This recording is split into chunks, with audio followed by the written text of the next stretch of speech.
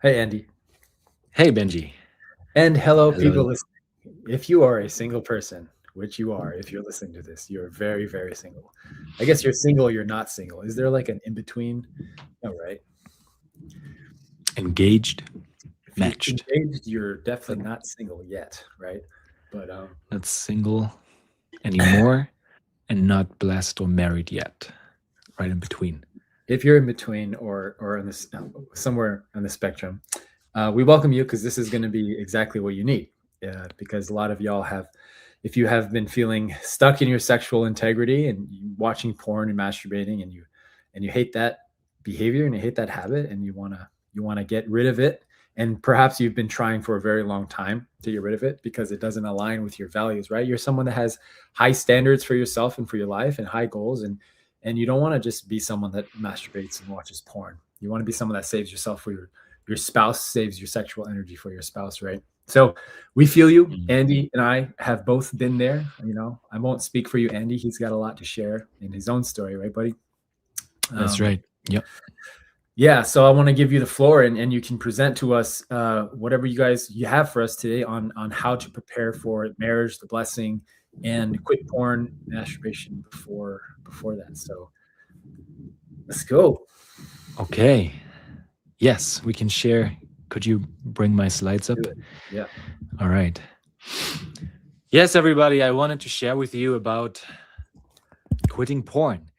And that is, when you hear that, if I was 10 years younger, right? 17, 18, even just 5 years younger, 21, 22, and I'd hear this, right? Oh, there's a webinar, it's going to be about quitting porn, it's going to be about quitting masturbation. I definitely feel a little sting or a little throb in my heart because I know that it's calling out to me, right? Because I was struggling with this not so long ago. Um, so if you'd asked me 6 years ago, right? 6 years ago, then definitely this I would have joined. I would have had this fear in me of, do I really want to join? Because by joining and listening to this, I'm admitting to myself that yes, this is me. I am right now the kind of person that's still struggling with porn and masturbation, and I need to admit that to myself, because if I don't, I'll never really be able to work on the issue and grow. And so this is what it's going to be about: how to quit porn and masturbation. What can you do when this is still something in your life that you have tried quitting on your own, you've tried doing conditions, you've tried doing cold showers, you've tried abstaining, you've tried methods, right? Have told yourself stories of how you quit, or eventually it will just stop when you get blessed automatically, you'll get protection. um, then I hope this is for you. And so I want to start with a bit of my own story. And as you hear and listen to my story, perhaps there are things that are similar to your story, that you can relate to. And so just 6 years ago, right, as I said, I was still totally dependent on porn, and it was very much controlling my life. And I started struggling when I was, a young teenager. Still, I remember I was in a school library for kids, and that's when I first encountered the first image that aroused me in a sexual way. And from there, it snowballed. I tried talking to my parents, and I think maybe some of you have tried talking to your parents too when it came up. Maybe not, and maybe this has always been a really difficult topic to talk about with your parents or an elder or a friend. Um, I was somebody who did. And even though I did, my parents didn't quite know how to guide me in the whole topic of sexuality. What is good sexuality? What is destructive for sexuality? And what to do about my growing habit at the time and attraction towards porn, towards masturbation. And more, I got introduced. The internet was evolving really fast at that time. More and more, YouTube videos came up, found more videos, more images. And the older I got as a teenager, the more addicted and dependent I found myself to porn. And I learned how to regulate myself when I was stressed or lonely, out of control, by going back into my fantasies and then acting them out by watching porn or masturbating. And so it helped changing my environment. Whenever I was somebody who went to a lot of workshops or I loved hanging out with friends, and I went on a gap year program for 3 years. And whenever I was doing that, I was fine, right? And I was totally connected to the people around me, to the purpose.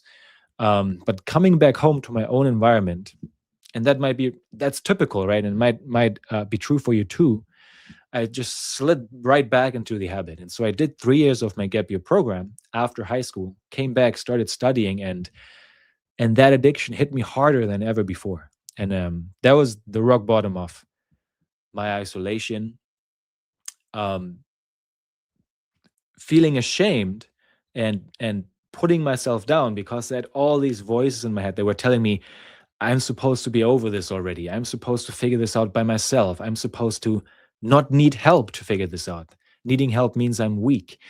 Um, I want to prepare for the blessing, but I'm not worthy of it. And all of this was going on.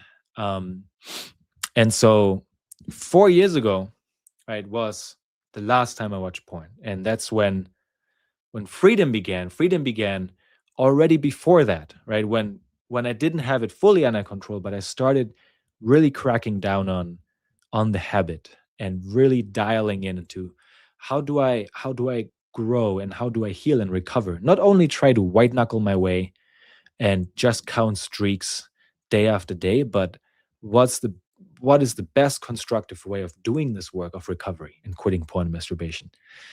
Anything that's necessary to do, I was willing to do at the time. And so today, that's why today I'm here and able to speak to you, right? Because that's been a really big part of my journey. And so why did I turn to porn, right? And there'll be a really big part in figuring out how to quit porn, how to quit masturbation. A really big part of it is figuring out the root. And for me, a really big part was shame. I had so many fears of measuring up, wanting to look good in front of others. So I was somebody who was always very involved in being a young leader, in workshops, in events. And that helped me grow and push myself. But also, it created a kind of dynamic in my life that I always had to fulfill expectations, I always had to be someone for others. And I wasn't really able to share a true side of me, especially not the side of me that was struggling, the side of me that needed help, the side of me that was lonely, the side of me that was seeking freedom, was seeking control, but in a false way, through porn and through masturbation. And so shame, and the shame just kept coming again, right? If I could free myself of watching porn for a week or a couple of days or even a month, it felt great for the time. But when I would have a slip up or a relapse, I'd just be so negative towards myself and so bad that I kept heaping shame onto shame over the years. And over time, all these false beliefs started building, right? That my sexuality is wrong. Like if I just didn't have this sex drive, if I just didn't have these desires, if I just didn't have this arousal, I'd be better off. And all my concepts and beliefs about sexuality just became warped over time and so negative until the very time I wanted to prepare for marriage and the blessing. And that's the first time in my life when I realized, oh my God, like all my concepts, everything I believe about sexuality is that it's dirty, that it's wrong, that it's bad. And I realized that that's really going to be a huge roadblock in my relationship to a woman, to my spouse in the future, right? If I have these beliefs, and I need to confront them. And they're all coming from deep emotional pain. I realized that when I was, and I hinted at that, right? But especially when I was stressed, when I felt like I wasn't measuring up to expectations, when I was angry or sad, especially, but also when I was happy but didn't know how to share that joy with others, when I couldn't be myself around others, when I wasn't comfortable in my own skin, when I wasn't connected to others, um, porn was like the first bad friend I would turn to, right? That whisper in my ear, "Oh, you can come to me, you can chill at my place," and that's when the bad story started. And so I really didn't know how to regulate my emotions. There was a lot of stuff that was hidden, and my story very much included coming out of hiding, so to speak, who I really was, what I was really feeling, things I wasn't even admitting to myself that I was feeling and not processing. And so porn just became, looking at my life, if we went even deeper into my life, a false way, right? And you have people who very, very strictly would call it sin and something to work on, something to overcome. And there's truth in that. And also, I want to point out that there's probably things in your life, right, that have set your life up, that porn was an outcome to stuff you were dealing with in life, that I was dealing with in life. And porn was just, it happened to be the available thing that I found in life to regulate my emotions, to deal with stuff. And so it came at a high price, though. It helped me regulate, perhaps. It made me feel good. It gave me a release from time to time.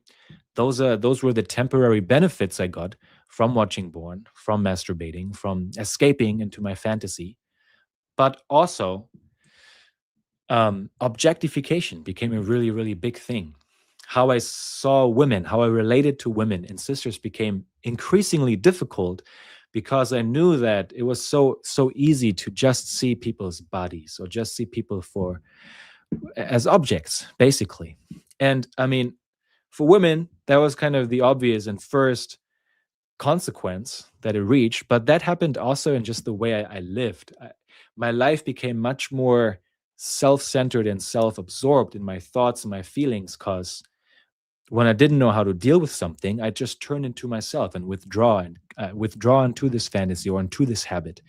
And so that continued for a really long time, and I couldn't show up as my true self, as I even forgot what I really wanted in life, right? What do I want from life? Who do I want to be in life? As what kind of person do I want to show up for others?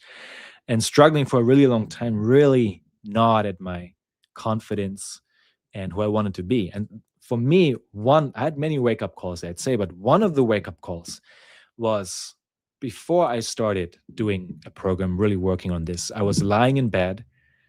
I probably had just had a bad relapse. And I thought to myself, I was imagining what would it be like to be married and blessed. That was one of my biggest goals. I want to be blessed. I want to be married. And I could be here in bed with my wife and with the woman I love, and I could still be fantasizing about random women, about random sexuality, and withdraw. And that was a big wake up call for me, because I thought, well, so even if I get blessed, because there's this hopeful belief that, oh, maybe if I get blessed, I'll get better. Maybe if I get blessed, once I'm there, I'll figure it out, or it'll just leave me this problem. But that experience showed me that no, like, I could be already blessed and I'll still be struggling. I can still crash, and it'll produce so much more pain than if I really pulled the triggers now on my growth. And so that's, how I started to then look for online sources on how to quit porn. I found multiple. Interestingly, before I even knew that Heinun existed at the time, I found it online without knowing what it was. Like, oh, this is such a great website to quit porn. And I stayed with it, and then found it again later and joined a group. Created my own group, reached out to friends whenever I would travel. Basically, I would ask a friend there, keep me accountable, please, because currently I'm still struggling with porn and masturbation. And I was the kind of person that just wanted to make really radical changes, to pull every possible trigger in my surrounding, in my environment, in myself, to get ahead of this. So why is porn so destructive, right? If you've heard my story and some things are familiar, some things might be different, why did it get a hook on you in the first place, right? And so Because the thing is, even if we do all the healing, if we do hours and hours of therapy, um, if we do that deep work, even then, there's still a chance that we'll encounter porn and masturbation in our lives. And why? It's because there's a whole industry out there that's benefiting and making money off our addiction. And that will most likely continue. Right. And so there is merit in learning how to defend ourselves against that and cutting off from its source. Right. Porn is so addictive and so destructive because we call them they call them the 5 A's of porn. Synonym, easy to remember. Aggressive. It's often aggressive, and it really doesn't show reality of what sexuality is. And it warps our understanding.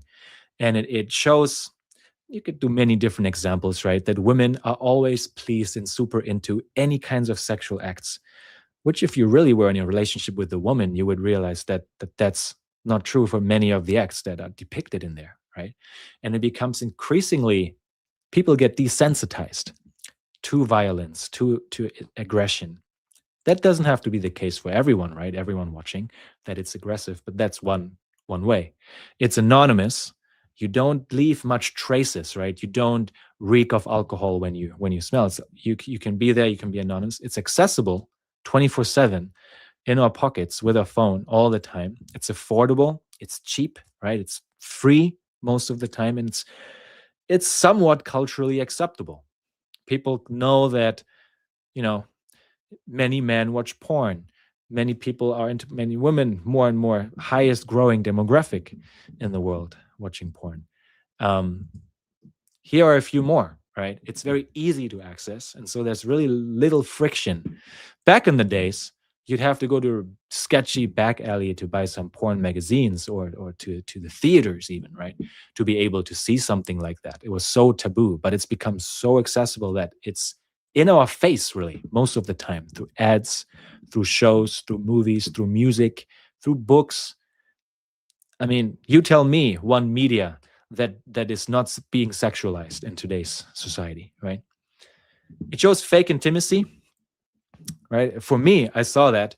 I saw porn's version of sexuality, and it made me and enforced my belief that sexuality is something dirty and bad. And I was turning against what was actually really holy, right? And something I wanted to be able to enjoy with my future spouse at the time. But it was taking away from that. It was destroying my belief. It was turning my belief against myself and against sexuality. And it created a really addictive cycle.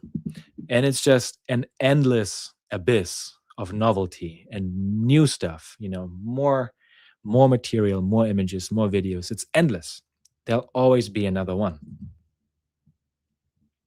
And so really, I wanted to paint this picture too. Of course, if you're here because you want to take responsibility for this.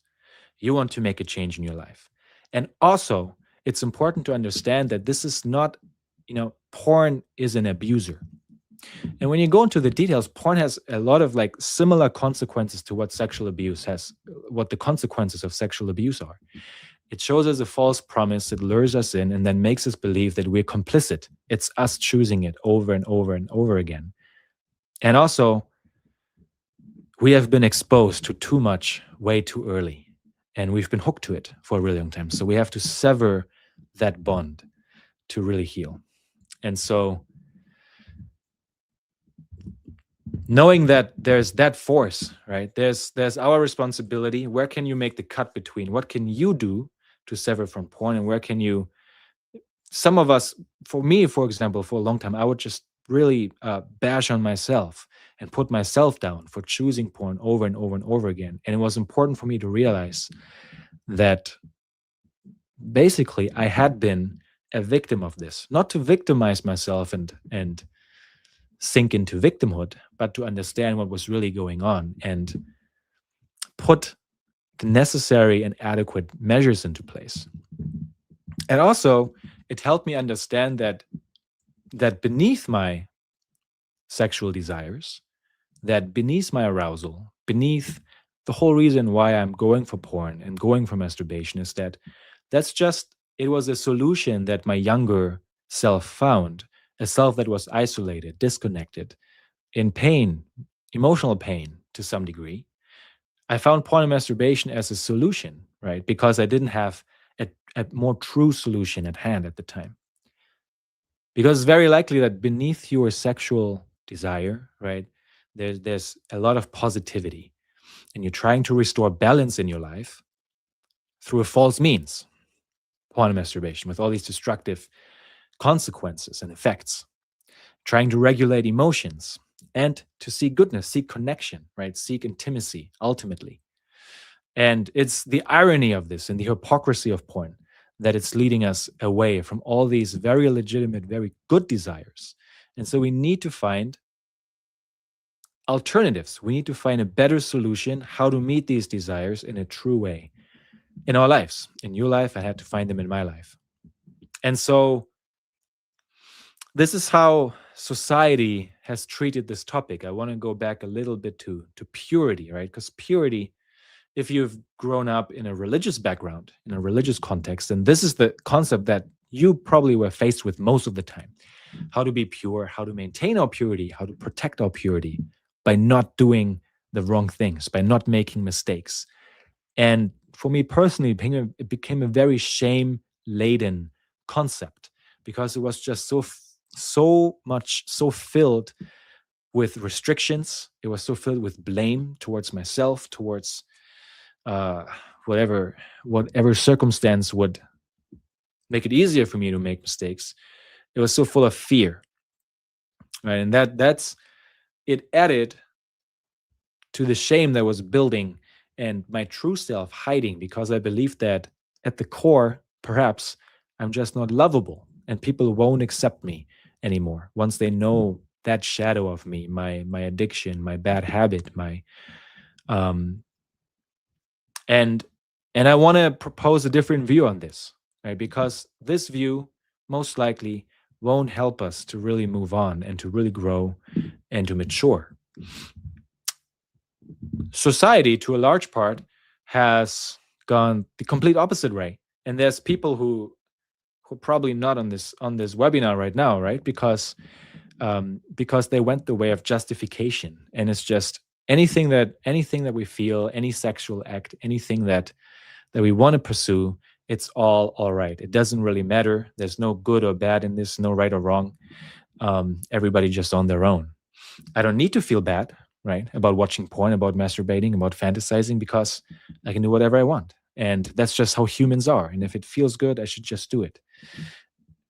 And so someone like that might not feel as bad in their lives, not as ashamed as perhaps someone who's grown up in a religious context, in a religious family or community or background, or where in a religious background where purity has been treated with this context, kind of an immature context of only focusing on restrictions and mistakes. But it will still have the same negative consequences on people's relationships, on their lives, on their goals. And so what's the middle path between justification, between living a shame-laden life? And we believe, right, at High Noon, that is seeing purity as a garden that's much, much more than just restrictions, then much more than something you have to protect so it doesn't break and then you can never go back, but something that's more like a garden or water that can get dirty, it can rot, but if you take care of it, you can restore it and it can become even more beautiful than it was originally. And it's a mindset, right? It's a mindset, it's a lifestyle, it's the energy you create in your life. And so that includes all your choices, right? If you've made bad choices in the past, that can change and you can make good choices in the present, and your life can turn around by developing a growth mindset, doing what's necessary to mature and to grow in present time, and one day at a time from now on until really for the rest of your life, right? In the beginning, when I started my own journey, I believed that, well, let's quit porn. How long will it take? 1 month, 2 months, 3 months, and I'll do a program that's 3 months long and then I'm done. It turned out that it wasn't just, that kind of time frame. It was, I needed to make a commitment towards lifelong growing and lifelong developing. And whenever something comes up in my life, that speaks of shame, or that speaks of withdrawal, or any that was connected to why I went to porn in the first place, it's an invitation for me to address it. And so developing our purity, not in the sense of not making any mistakes, but developing purity as in working on yourself, developing a growth mindset, developing your garden, purifying our water.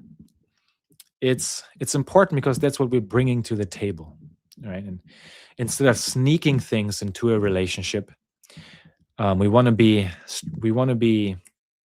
open about it, be able that people can see us for who we are, and that we can see the other person for who they are, and that they can know what implications the patterns that we have in our life would have on their relationship, so that my yes to a relationship and their yes to a relationship can be a true yes and a full yes. That's not, compromised by lies or by hidden stuff that's beneath the surface.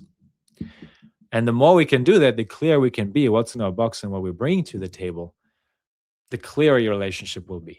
The more clarity there's, the more potential for happiness in that relationship there will be. And so, how to actually overcome porn addiction, how to actually develop this growth mindset. And there are 3 simple steps. I'm approaching them a bit on a high level, but understanding this high level first is important so you can get the foundation down. One is understanding that your body needs time. And so quitting from just one day to the next on your own, if you're lucky and you have Dragon Ball Z level type of willpower, then yes, that path is for you. But if you don't have Dragon Ball Z type of willpower, then maybe your body will need time. And whatever comes, whatever happens in this journey that you're committing towards growth, don't stop. And understand that your body is rewiring on a brain level. Your brain is relearning how to deal with life, how to deal with emotions, how to deal with challenge, what to do when these things come up instead of going to porn. Right? So you're relearning regulation internally, right? And that'll need awareness, building awareness of your emotions, learning how to reflect, learning how to plan ahead in life, and learning how to relate without porn, how to have relationships and connection where you can be filled up with love, where you can really be seen, so that you won't even want to go to porn anymore. How does that look like in practice? In practice, it probably means that you'll have to change your habits, right? Change your habits, get rid of unhelpful habits, or develop healthier habits. Developing routines that are truly self-caring, energizing, strengthening yourself on a daily basis. That can look like physical health, investing into your emotional wellness, investing into your spiritual growth, investing into community. Another one is creating a vision, right? You have to create a vision for who you want to be and what you want your life to look like. Not only, for me, for a really long time, the biggest goal in my life was to quit porn, until I realized that quitting porn is not a goal. It's just a step on the journey. Quitting porn is it's a negative. I don't want porn in my life. And if I don't want that, well, then what do I want? And so healing and recovery and quitting porn, breaking away from porn and masturbation is only possible to the degree that you figure out what life you want. Like, who do you want to be if you didn't have porn and masturbation in your life again? If we don't have that, if we don't know what we want, it will just create this vacuum in our life that's very likely to suck in unwanted squatters, right? Unwanted habits and energies, that it's just inviting bad friends again. That might take time to really understand, what do I really want? And it takes practice. And the more distance we can get between ourselves and porn and masturbation, the more energy we'll have to actually figure this out and do the healing work. And so lastly, to support you in all of this and to create the energy and to get there, connection and community is so important. That's ultimately, the true path to healing is to not do everything on your own, because the pain that's pushing you towards porn and masturbation has its origin probably in relationships, experiences in your life that were painful and that included people, right? And so the solution ultimately to really learn how to be filled up, to feel loved, learning again how to feel loved and to love, lies in relationships too. The solution lies in connection, ultimately. And so learning how to identify, what relational wounds do I have in my life? What's the unfulfilled need in my life that I'm not addressing? I'm trying to meet it through porn and masturbation, but that's really not cutting it. So how can I meet my needs? How can I create fulfilling relationships that are not compromised, where I don't pretend to be somebody for people, but you can be true in those relationships, and you heal connection over time. So I want to end with this. The opposite of addiction isn't merely sobriety and just abstaining. It's connection. And for discussion, we're not doing discussion here, but if you have some time to reflect after this webinar, think about these things. What have you tried to overcome your unwanted habits that has worked for you positively? Maybe you have to do more of it, or maybe you have to combine it with other things in your life that work well as well. How do you see pornography or masturbation impact your relationships to others? And the point of that question is so you really dig deep into your own pain and pain points and become hyper aware of the cost and the price that porn is asking you to pay every time you engage in it. And lastly, what do you think needs to happen next in your journey to cultivate purity in your life? And there's this whole problem, this whole habit is inviting you to more growth and to more maturity. What needs to happen next for you to get there? All right. Thank you, Andi. Amazing. Thank you very much. Thanks for sharing your story. I will say for everyone listening, we're going to invite you all to join our Ascend program, which is totally free. We're one of the very rare organizations that has nothing to sell you. We don't have a, porn recovery paid program. Our porn recovery program is free, and it's very good, and it's run by very spectacular people of the Heinemann staff. And Andy's actually our programs director, for you guys that didn't know. So you'll be hearing more from him. So before we do that, thank you, Andi. I think that I appreciate your story, because it really shows a zero to hero. Not to say that you were a zero, but I can tell there's very low moments, right? In your journey, and then you were very ruthless and relentless to figure it out and do everything you could, whatever it takes. And so, do you have like a distinct memory of a point where you felt really hopeless? Like do you have a specific memory of just feeling completely like you want to give up?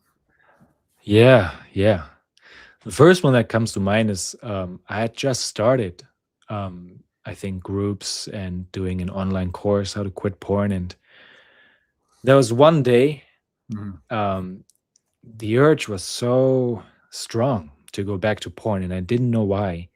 And I tried everything. I went out for a walk. I called a friend. I put my phone away. I went for a run. And at the end of the day, I was on the edge.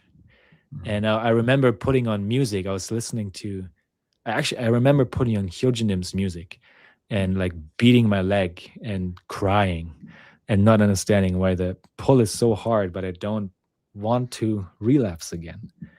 And it was like I could feel I guess desperate. It was a desperate moment more than hopeless. Yeah. Where do you feel like you got that kind of morality to fight for right? Because a lot of people that don't succeed in quitting porn, they just will give up and be like, well, like you said, justification, and say, well, it's fine. It's just once, like, where does that sense of drive come from, the purpose, you know? Mm. It's a good question. I mean, I think for me, the way I've been raised was very much in a like there's like the good and the bad, or good and Mhm. evil, and doing the good things. And that was, I think, overall, that helped me to really strive for goodness and for truth in life. And ever since I was young, I really wanted to. I was looking forward to creating a family and being Mm. blessed. This part of me is a romantic that I was looking forward to. And this was in my way. And a big part of me was like in hiding. Yeah, in hiding, afraid of showing, being comfortable to be myself around others. And so I created this alternative world, fantasy world, porn world, where it felt free. Ultimately, it just, chained me more. Mm. Yeah. Where did it come from?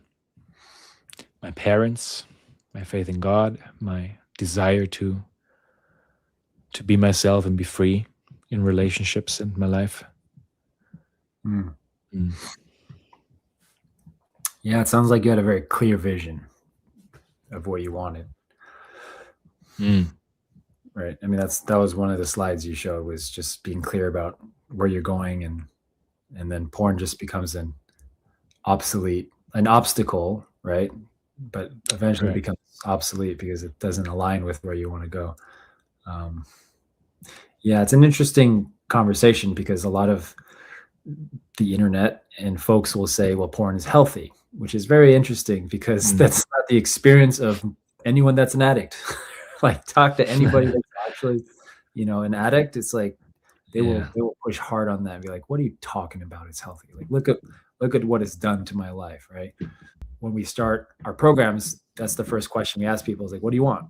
Because if you're in the Mm. camp of like, well, I don't know what I want, or I want to watch porn and masturbate, then there's nothing we can say to convince someone like that.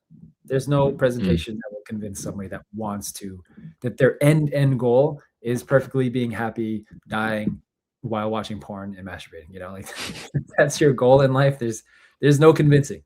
But Yeah. if you're a majority of people actually that have Mm. a value-based system, who are like religious or faith-based in nature, have a fundamental belief, like, first of all, I want to get married and have kids.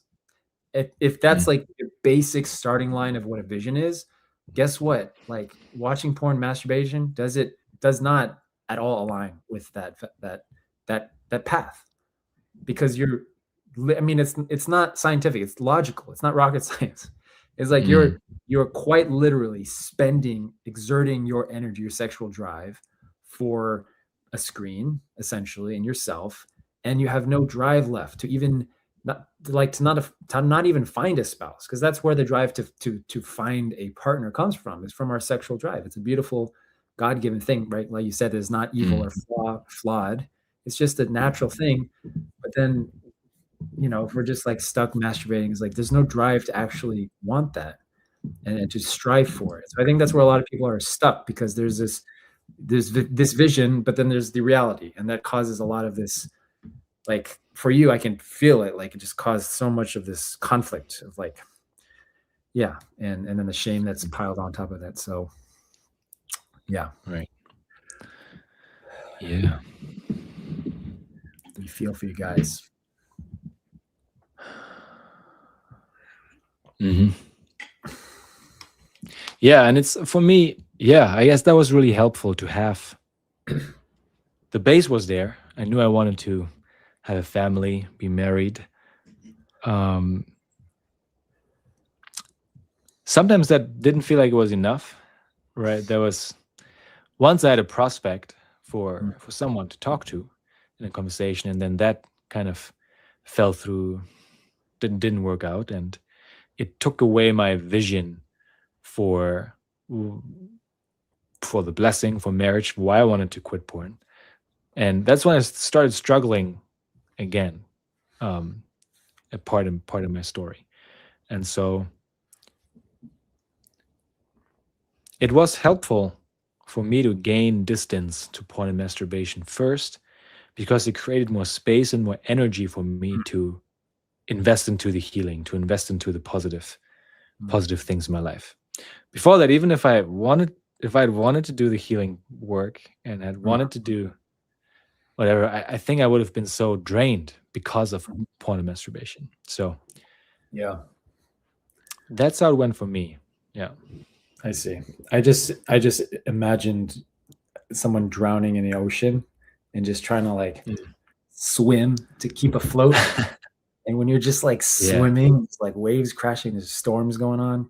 You have no energy to actually enjoy the ocean. You're just like surviving. Yeah. But as soon as you have, somebody come by and be like, "Hey, here, I have a boat. Would you like to get on the boat with me? Would you like a life? What Right. are those lifesaver? Would you like a canoe?" Then all of a sudden life is so much more enjoyable because then the ocean does become an adversary, becomes a beautiful part of life, and your sexuality becomes a beautiful part of life. It doesn't become something you're fighting against like this monster in your closet. But actually the monster might be, not so much a monster after all, but we just label it as a monster all the time. And then we develop a really bad, unhealthy relationship with it. I think the monster is usually just a friend that's just trying to help us out most of the time, but we kind of keep it in that closet and be like, "Don't come out, you don't come out, you fella." Yeah. Anyways, thanks, Andy, for sharing. We're gonna let you guys know about the Ascend program right now, which I'm gonna share with you. If you guys are curious to know what our free program is about and how awesome it is, then this is what I'm going to be sharing with y'all. All right, I hope y'all can see this, right? Okay, so Ascend is our sexual integrity training program. The content is really good. We have been developing this for almost 10 years. This is our first program that we ever ran, which is the Ascend program, as we have about 10 years of just learning and working directly with people one-on-one and with groups to find actual lasting change, right?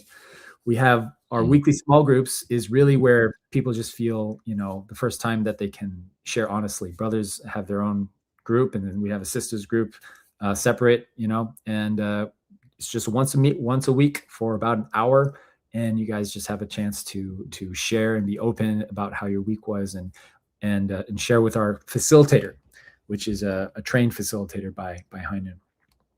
And we also have one-on-one accountability and mentorship. So we pair you guys up with someone that you can check in with every day by message and have a few calls with them just to kind of see how you're doing and guide you on this process so that it's not feeling like you're walking alone this entire way. So what you're signing up for, and we want to say this because it's... Are you trying to share something right now? Your screen, Benjy? Or Yeah, I am. It's not showing. Thank you, Andy, for letting me know. There we go. So that was sarcastic. So yes, so sexual integrity. Here we go. And then so what you're signing up for, we have our main program, which is a 90-day program. It has the 3 components of a weekly group. You can see it now, right? Right, guys? Yep. Weekly group, the content, and accountability. And the reason I'm sharing this with you guys is because we require 100% commitment from you guys because it is free. We want to make sure that everybody there is high quality and not just, freeloading off of something and using up everyone's time, but everyone's committed to changing and to growing. And so for people that are new to Ascend, that have never joined Ascend before, we have what's called Ascend Level 1, which you guys can join before you join this so that you guys can have some foundation and actual education under you before you join our groups, and we require everyone to do so. And I'll give you guys that link in just a second. All right, you can join all these cool people, and if you go to the website or to the link we're about to share, you can watch some of the testimonies of people that have been through the Ascend program. And it's actually starting very soon. The groups are starting January 26th as of this recording. Our deadline is tomorrow, Wednesday. So if you are in that boat, then register today. Otherwise, just go to the webpage and sign up whenever you're hearing this, and then we will put you into the next group that we have available for the cycle. Is that cool? That's right. All right. So I'm going to put the link somewhere How do we do this? Go to highnoon.org/ascend. Let's see. I'm going to put a banner up. Let's do this. Okay. Here we go. Here, let's try this. highnoon.org/ascend. And then there you go. That worked. Cool. And then it's going to ask you to choose if you're a new participant or if you're a returning participant, and then you just have to choose whichever one. If you're new, you have to go through the level 1 experience. You have to watch the webinar and go through level 1. If you've been here before with Ascend, you can just sign up directly for a group, and we'll put you into a group. Cool. All clear. Okay. Okay. We'll see you there. See you. Have a good day. We'll see you there. Bye. Leave in studio.